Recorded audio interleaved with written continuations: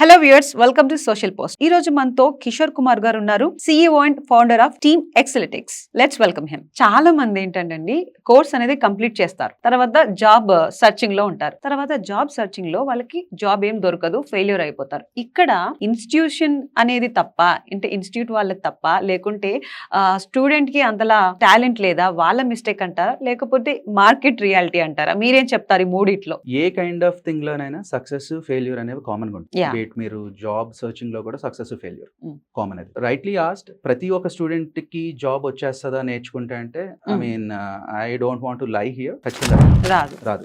అది ఎవరికైనా కూడా. అంటే మీరు కొన్ని లక్షల్లో ఇంజనీర్స్ మన కాలేజెస్ నుంచి ప్రొడ్యూస్ అవుతున్నప్పుడు కొన్ని వేలల్లో మాత్రమే జాబ్స్ వస్తుంది. మిగతా వాళ్ళందరూ వేరే వేరే ప్రొఫైల్ లో సెటిల్ డౌన్ అవుతున్నారు. అంటే వాళ్ళ కోర్ ప్రొఫైల్ చూస్ చేసుకునేది మాత్రం చాలా తక్కువ. ఇక్కడ ఏంటంటే మల్టిపుల్ థింగ్స్ ఉన్నాయండి. ఒకటి, అకాడమిక్స్ టైంలోనే స్టూడెంట్ అంత ఫోకస్డ్ ఉండకపోవడం, రైట్. రెండు, స్టూడెంట్ బయటకు వచ్చిన తర్వాత జాబ్ కోసం సర్చ్ చేస్తున్నప్పుడు రైట్ పాత్ తనకి ఏదైతే ఇంట్రెస్ట్ ఉందో అది తీసుకోకపోవడం, లేదా వేరే ఎవరైనా సజెషన్స్ తో ఒక పాత్ ఎంచుకుని ఇందులో సక్సెస్ అవ్వాలని ట్రై చేయడం. ఇందులో మార్కెట్ బాగుంటుంది, ఇందులోకి వెళ్ళు అని చెప్పగానే అందులోకి వచ్చేయడం. రైట్, నా ఇంట్రెస్ట్ వేరేది అయ్యి ఉండొచ్చు, కాకపోతే మార్కెట్ బాగుంది కాబట్టి ఇందులోకి రావడం. కొన్ని సందర్భాల్లో ఏమవుతుందంటే నేను ప్రిపేర్ అయ్యి రెడీ అయ్యేసరికి మార్కెట్ వేరే దానికి షిఫ్ట్ అయిపోవచ్చు. అండ్ టెక్నాలజీ రిలేటెడ్ థింగ్స్ ఎలా ఉంటాయంటే, ఏదైనా ఒకటి బాగా భూమి లోకి వచ్చింది అనుకోగానే 3 నుంచి 4 సంవత్సరాల తర్వాత కంప్లీట్ గా మార్కెట్ నుంచి వానిష్ కూడా అయిపోతుంది, వేరేదేదో రీప్లేస్ చేసేస్తుంది దాన్ని, రైట్. సో ఇంకొకటి, ఇన్స్టిట్యూట్ దగ్గరకు వచ్చేసరికి ఏంటంటే ట్రైనింగ్ అందరికీ కామన్ గా ఒకటే లెవెల్లో ప్రొవైడ్ చేస్తారు, అందరికీ టెస్ట్లు అదే లెవెల్లో కండక్ట్ చేస్తారు, అందరికీ మార్క్స్ కండక్ట్ చేస్తారు, అన్ని చేస్తారు. బట్ అగైన్ ఏమైపోతుంది అంటే ఒక్కొక్క స్టూడెంట్ నేర్చుకునే విధానం ఒక్కొక్కలా ఉంటుంది.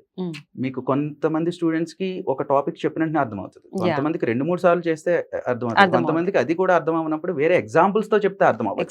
కాకపోతే ఏంటంటే ఇన్స్టిట్యూట్ లెవెల్లో కూడా ఏంటంటే సర్టైన్ టైమ్ లైన్స్ మాకు కూడా ఉంటాయి. అంటే మేము ఇంత టైంలో ఇంత డెలివర్ చేయాలి అనేది. ఇప్పుడు ఏమైపోతుంది అంటే, ఇప్పుడు నాకు 100 మెంబర్స్ బ్యాచ్ ఇచ్చి క్వాలిటీ ఆఫ్ ట్రైనింగ్ ని ఎక్స్పెక్ట్ చేయమంటే దట్ ఈస్ నాట్ పాసిబుల్. నేను 100 మెంబర్స్ కి నేను ఫోకస్డ్ గా చెప్పలేను. నాకున్న ఏదైతే మెథడాలజీ ఏదైతే ఉందో అది ఒక 50 to 60% రీచ్ అవుతుంది అని అనుకుంటే I proceed with that methodology. And as 100 లో 50 to 60 members they are happy and they learn content. Rest of the 40% నేను కాన్సన్ట్రేట్ చేయాలి. సో సాధారణంగా ఇప్పుడు ఇన్స్టిట్యూట్ లెవెల్లో జరిగే తప్పులు ఎలా ఉంటాయంటే, పెద్ద పెద్ద బ్యాచెస్ ని కండక్ట్ చేయడం వల్ల ఫోకస్ ట్రైనింగ్ ఇవ్వలేదు. అక్కడ ఇన్స్టిట్యూట్ లెవెల్లో తప్పు జరుగుతుంది. స్టూడెంట్ లెవెల్లో జరిగే తప్పు ఏంటంటే, మార్కెట్ ఎవరో బాగుంది అని సజెస్ట్ చేసి ఈ పర్టికులర్ టూల్ నేర్చుకుంటే బాగుంటుంది, నీ లైఫ్ సెటిల్ అయిపోతుంది అంటే వచ్చేసి కనీసం ఒక రీసెర్చ్ కూడా చేయకుండా మా అన్నయ్య చెప్పాడని, మా కజిన్ చెప్పారని నేను బ్లైండ్ గా వెళ్ళిపోతారు. దాంట్లో నిజంగా మీకు సబ్జెక్ట్ మీద ఇంట్రెస్ట్ ఉండదు, but you just choose that ఎందుకంటే మార్కెట్ బాగుంది, జాబ్ ఏదో నేర్చుకోవచ్చు అనేసి. రెండు, కాలేజ్ లెవెల్లో ఏం జరుగుతుంది అంటే, అప్పుడు స్టూడెంట్ ఫోకస్ చేసి ఉండకపోవచ్చు, మేబీ ఫ్యాకల్టీ అంత స్ట్రాంగ్ గా ఎక్స్ప్లెయిన్ చేసి ఉండకపోవచ్చు ఆ కాన్సెప్ట్స్ అన్ని కూడా. సో ఇక్కడ తప్పు ఎందుకు జరుగుతుంది, ఒకరికి జాబ్ రాకపోవడానికి అనేది ప్రతి ఒక్కరి దగ్గర కూడా చిన్న పర్సెంటేజ్ అయితే ఉంది. బట్ ఇందులో మీరు బెస్ట్ గా చూడాల్సింది ఏంటంటే, ఎక్కువ ఫెయిల్యూర్ అయ్యేది ఎక్కడంటే చెప్తారు, స్టూడెంట్ మైండ్ సెట్ అని చెప్తాను నేను. Student mindset, yes. ఎందుకంటే నాకు జాక్ మాది ఒక మంచి స్టేట్మెంట్ ఉంటుంది. ఏదైనా ఒక సబ్జెక్ట్ నేను స్టార్ట్ చేసేటప్పుడు స్టూడెంట్స్ కి చెప్తాను అనమాట, ఇదే డైలాగ్ చెప్తాను నేను. ఈ రోజు టఫ్ గా ఉంటుంది, రేపు ఇంకా టఫ్ గా ఉంటుంది, బట్ ఎల్లుండి బాగుంటుంది. బట్ ప్రాబ్లం ఏంటంటే చాలా మంది రేపు ఈవినింగ్ చచ్చిపోతారు.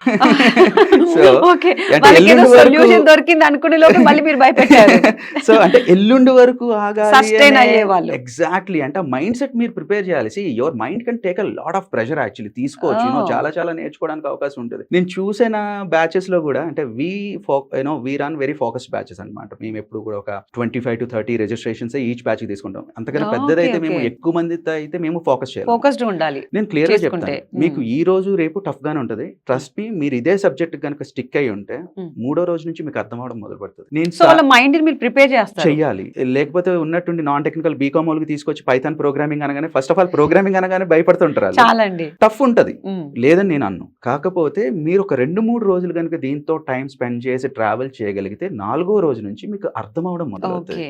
మేము సాధారణంగా చూసే ప్యాటర్న్ కూడా ఎలానే ఉంటది. బ్యాచ్ వచ్చేసి సర్టైన్ నెంబర్ తో మొదలు పెట్టాం అనుకోండి, చివరికి వచ్చేసరికి ఒక 60-70% తో మిగులుతారు, ఇంకో 30% దే వానిష్ అనమాట. ఇంకా ఉండలేరు, ఎందుకంటే వాళ్ళ మైండ్ ని ప్రిపేర్ చేయాల్సి ఉంటుంది. ఏదో తెలియని లోకంలోకి వచ్చినట్టే అనిపిస్తుంది వాళ్ళకి. కాకపోతే నేర్చుకున్న వాళ్ళు మాత్రం they can do miracles. Especially operations అంటే మన ఈ బ్యాక్గ్రౌండ్ నుంచి బీకామ్ బీఎస్సీ బ్యాక్గ్రౌండ్ నుంచి వచ్చిన వాళ్ళు I'm very much sure they can do better things. అంటే వాళ్ళు ఏ డే లో రియలైజ్ అవుతారండి, అంటే okay I can do it అనేది, okay I can do it అనేది ఎప్పుడు రియలైజ్ అవుతారు, ఎన్ని డేస్ పడుతుంది అంటారు మామూలుగా మినిమం బేసిక్ అర్థం కావడానికి? ఒకవేళ కోర్స్ కంటూ వాళ్ళు జాయిన్ అయితే అనలిటిక్స్ అనేది కనుక చేయాలి అని డిసైడ్ అయితే, అందుకోసం నేను చెప్పాను ఏదైనా నేర్చుకోవడానికి ఒక పాత్ ఉంది. మీరు డైరెక్ట్ గా కాంప్లెక్స్ థింగ్ ని హ్యాండిల్ చేయాలని ముందుకెళ్తే నాకు తెలిసి 3-4 రోజుల్లోనే మనకు అర్థమైపోతుంది Okay. We can't handle it అనేసి. Okay okay. బట్ దాన్నే మీరు స్టెప్ బై స్టెప్ ఇందాక నేను చెప్పినట్టు ఒక అనలిటిక్స్ పాత్ లోకి వెళ్ళాలంటే ఫస్ట్ ఆఫ్ ఆల్ మీరు అడ్వాన్స్ ఎక్సెల్ ఒకటి నేర్చుకోవాలి, తర్వాత ఆర్డీబీఎంఎస్ ఒక సీక్వెల్ సర్వర్ లాంటిది ఏదో ఒకటి నేర్చుకోవాలి, తర్వాత పవర్ బిఐ లాంటిది ఏదో ఒకటి నేర్చుకోవాలి, రైట్? అండ్ దెన్ పైథాన్ లాంటిది ఒక ప్రోగ్రామింగ్ లాంగ్వేజ్ నేర్చుకోవాలి. సో కపుల్ ఆఫ్ సర్టిఫికేషన్స్ చేయాలి. ఎప్పుడైతే మీరు స్టెప్ బై స్టెప్ వెళ్ళారో మీకు పాత్ కూడా ఈజీగా అనిపిస్తుంది. ఇలా కాకుండా డైరెక్ట్ గా ఒక కాంప్లెక్స్ థింగ్ లోకి ల్యాండ్ అయిపోయారు అనుకోండి, అంటే గైడెన్స్ రాంగ్ అవడం కానీ, స్టూడెంట్ అట్లా రీసెర్చ్ చేయకుండా జాయిన్ అవడం కానీ జరిగితే 3-4 రోజుల్లో మనకు అర్థమైపోతుంది వి కాంట్ హ్యాండిల్ దిస్ అనేసి. బెటర్ డెసిషన్ తీసుకోవాలి అప్పుడు. కరెక్ట్. సో ఎప్పుడన్నా కూడా మీరు ఏదైనా నేర్చుకోవాలని ఫిక్స్ అయితే మాత్రం స్టెప్ బై స్టెప్ అప్రోచ్, అది కూడా ఒక రైట్ పాత్ లో నేర్చుకోవడం అనేది కరెక్ట్. డైరెక్ట్ గా కాంప్లెక్స్ దాంట్లోకి వెళ్ళిపోయి ఇది నాకు సంబంధించింది కాదు, నాకు అసలు అర్థం కావట్లేదు అనుకుంటే అదే అన్న స్టూడెంట్ రాంగ్ స్టేట్మెంట్ అది. Student mind set and the right guidance, రెండు కనుక సెట్ అయితే అనలిటిక్స్ లో అద్భుతంగా రాణించవచ్చు అనేది నా పర్సనల్ ఫీలింగ్.